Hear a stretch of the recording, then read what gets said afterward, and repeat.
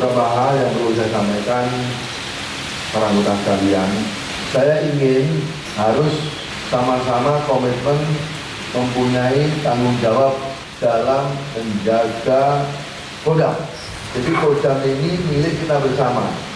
Kalau ini milik kita bersama, berarti penjagaannya oleh kita semua. Kalian harus itu dulu, tanamkan diri.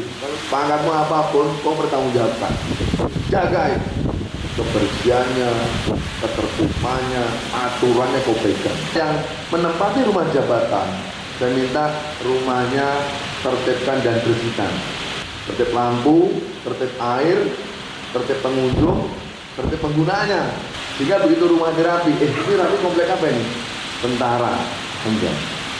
Anggota bujangan, wajib di mes.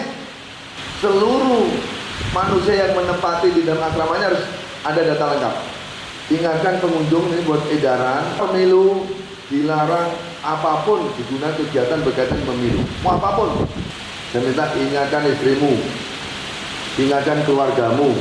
Silakan menggunakan hak pilih, silakan, tetapi jangan memprovokasi. Terus jangan neko-neko di medsos. Kalau kita ingin cintai orang lain, yang harus kita lakukan apa? Pasti dari tampilan kita, dari perilaku kita, dari tutur kata kita, dari perbuatan kita. Nah kalau rakyat ingin cinta kita, ya tampilan kita tunjukkan. Kantor bersih, kamu rapi, kamu bagus. Nanti mereka semua. Terus yang terakhir kaitan dengan kendaraan.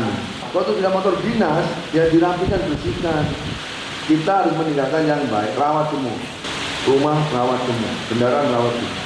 Terima kasih atas waktunya, dan kita terus berdoa untuk kesehatan kita, kelancaran kita, dan kesuksesan kita dalam tugas masing-masing. Terima kasih. Assalamualaikum warahmatullahi wabarakatuh.